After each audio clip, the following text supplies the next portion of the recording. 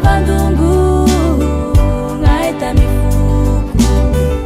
amasunda puza za uchina nduza pamanginu kemusa kina wapitalaza bembutita na malengi pangata kwa na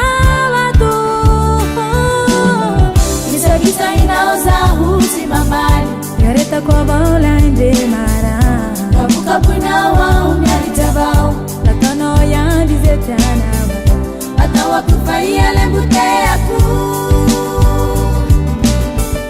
Ata wakufaya lembute yaku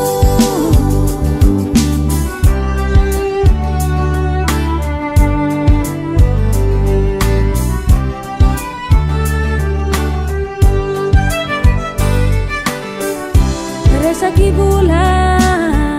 za utini ula Vivigana shiki tukumati piripi Butini taba De amifiri araba Soti miladi De timuli ya hali Pamanginu kembusha kina wapitaleza Bembutita na malani pangata kwa na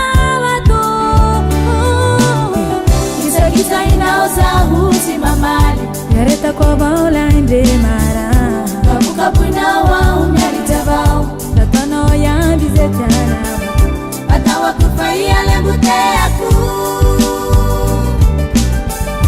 Ata wakufaya lembute yaku Manararaute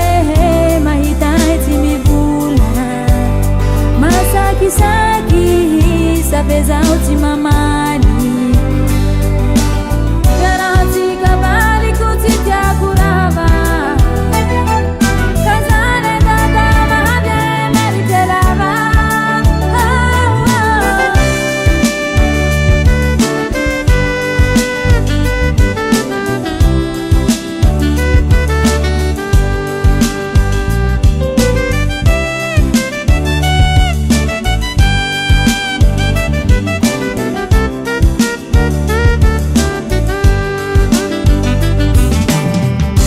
Gisa inaoza husi mamali Yareta kwa baula inde mara Kabuka pwina wa umyalitabao Latono ya dizetana Ata wakufaya lembute yaku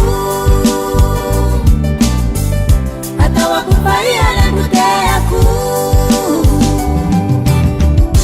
Gisa inaoza husi mamali Yareta kwa baula inde mara